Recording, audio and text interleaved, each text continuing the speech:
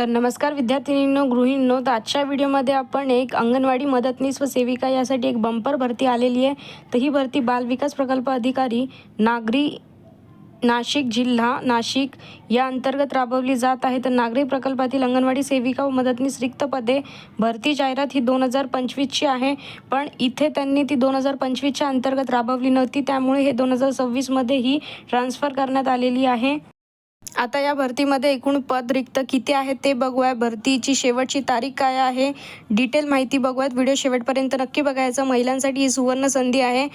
तर पहिले तर कोणकोणत्या ठिकाणी हे पद रिक्त आहेत ते बघूयात. तर हे जे मनपाचं जे नाव आहे ते पहिले तर एक सिन्नर आहे ITI कॉलेजजवळ, एक मदतनीसचं पद आहे इथे. दुसरं आहे चांदवड सावतानगर, एक मदतनीसचं पद आहे. तिसरं आहे दिंडोरी कोळीवाडा व कोटगल्ली, इथे एक सेविका याचं पद आहे आणि एक मदतनीसचं पद आहे.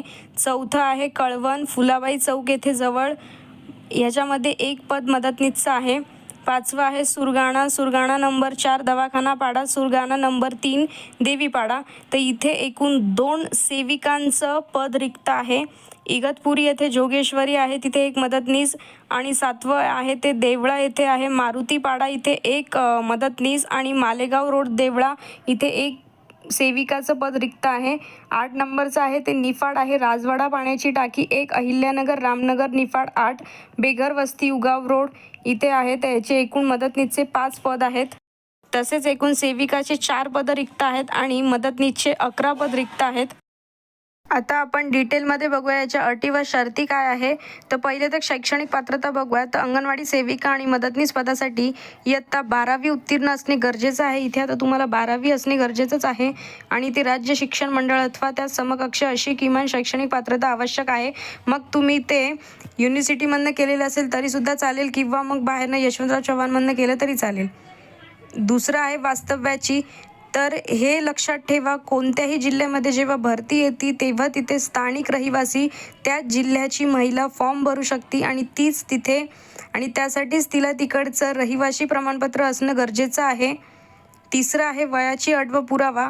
तर अंगणवाडी सेविका मदतनीस या पदासाठी वयोमर्यादा किमान 18 वर्षे व कमाल 35 वर्षे राहील. तथापि विधवा उमेदवारांसाठी कमाल वयोमर्यादा 40 वर्षे राहील. वयाचा पुरावा म्हणून शाळा सोडल्याचं प्रमाणपत्र इथं गरजेचं आहे. आता इथे लक्षात ठेवा की वयाची अट आहे ती नॉर्मल, म्हणजे जे इतर वेगळ्या लेडीज आहेत त्यांच्यासाठी 18 ते 35 वर्ष, आणि जर एखादी महिला विधवा असेल तर तिचं 40 वर्ष आहे. आणि लक्षात ठेवा, जर ती विधवा असेल तर तिला तिच्या पतीच्या मृत्यूचे नोंदणी क्रमांक ते जोडणं गरजेचं आहे. पुढचं आहे लहान कुटुंब. तर कुटुंबातील 27/2024च्या शासन निर्णय लागू राहील वरील पदासाठी अर्ज करणाऱ्या उमेदवारास. तर आता इथे लक्षात ठेवा, जर तुमचं कुटुंब छोटं असेल, म्हणजे 2च अपत्य असेल, तरच तुम्ही या महिला या भरतीसाठी पात्र ठरू शकतात. आणि लक्षात ठेवा, या भरतीसाठी तुम्हाला कुटुंबाचे जे छोटं कुटुंबाचं पत्र असतं ते तुम्हाला सादर करणं गरजेचं आहे. तर नाशिक या ऑफिशियल वेबसाईटवर याची PDF आहे. तुम्हाला जर पाहिजे असेल तर मला कमेंटमध्ये नक्की सांगा, त्याच्यावर त्याची प्रत आहे. तुम्हाला इथे मराठी भाषेचे ज्ञान देखील आवश्यक आहे आणि उमेदवार विधवा असल्यास मृत्यू नोंदणी पाहिजे पतीचे. उमेदवार अनाथ असल्यास संबंधित विभागीय उपायुक्त महिला व बालविकास विभाग यांचेकडील प्रमाणपत्र जोडावे. आणि जर मागासवर्गीय असल्यास तर त्याचे तुम्हाला जातीचे प्रमाणपत्र असणे गरजेचं आहे. पुढच्या काही अटी आहेत. तर अनुभव. जर इथे उमेदवारांना अनुभव असल्यास त्याचे तुम्हाला अतिरिक्त गुण मिळतील.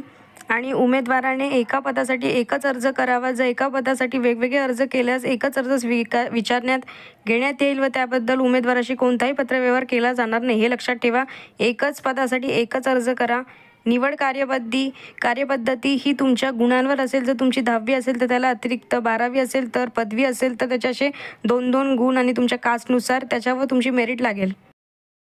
हे बघा, इथे मी तुम्हाला एक नमुना दाखवलेला आहे. तर अशा प्रकारचा हा जो फॉर्मॅट आहे हा तुम्हाला ते ऑफिशियल PDF वेबसाईटवर भेटून जाईल. हा तुम्हाला जोडायचा आहे, याची प्रिंट काढून तुम्हाला हा भरायचा आहे आणि त्याच्यासोबत अतिरिक्त जे काही तुम्हाला महत्त्वाचे जे कागदपत्र सांगितलेले ते सुद्धा याच्यासोबत जॉईन करून प्रत्येक पेजवर तुमच्या उजवीकडे स्वाक्षरी स्वतःच्या हस्ताक्षरीत पाहिजे, तरच तुमचं सेल्फ अटेस्टेड असेल. हा एक नमुना दाखवलेला आहे, त्याच्यामुळे मी जास्त झूम करत नाही. एकदा नीट बघून घ्या हे जे फॉर्मॅट आहे हा कसा आहे. हा ऑफिशियल वेबसाईटवर PDF द्वारे तुम्हाला भेटून जाईल. जर तुम्हाला याची PDF पाहिजे असेल तर मला कमेंटमध्ये नक्की कळवा. मी लवकरात लवकर तुम्हाला देईल. आणि पात्र उमेदवारांनी लवकरात लवकर अर्ज करावा. शेवटची तारीख ही 31 जुलै आहे. लवकरात लवकर अर्ज जाऊन करून घ्या. आता इथे लहान कुटुंबाचे प्रतिज्ञापत्र जर तुम्हाला पाहिजे असेल तर हा असा फॉर्मॅट असतो. हा तुम्हाला त्या PDFमध्येच भेटून जाईल. तर अशाच प्रकारचे आणखी व्हिडिओ बघण्यासाठी आपल्या चॅनलला लाईक, शेअर आणि सबस्क्राईब करा. नवीन असेल तर फॉलो करायला विसरू नका. आणि हेही लक्षात ठेवा तुम्ही की मी असे अंगणवाडी सुपरवायझर जी आता भरती येणार आहे 2026मध्ये, त्यासाठी जे काही तांत्रिक प्रश्न आहेत ते आपल्या चॅनलवर तुम्हाला प्रत्येक प्रकारचे, म्हणजे की कायदा असो, नियम असो, जे अटी आहे, काय सगळ्या विषयाचे जे तांत्रिक प्रश्न आहेत ते भेटून जातील आपल्या चॅनलवर.